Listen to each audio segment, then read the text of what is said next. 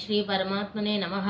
అతః ప్రథమోధ్యాయః అర్జున విషాదయోగः. అర్జున ఉవాచ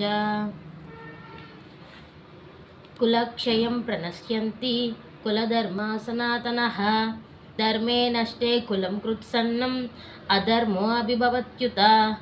తాత్పర్యం: అర్జునుడు ఇలా అంటున్నారు. ఏమని అంటున్నారంటే, కులం గనుక నశించినట్లయితే, అంటే కులం నశించినట్లయితే కృష్ణ ఏ ధర్మాలు ఉండవు, అలాగే దురాచారం అనేది పెరిగిపోతూ ఉంటుంది.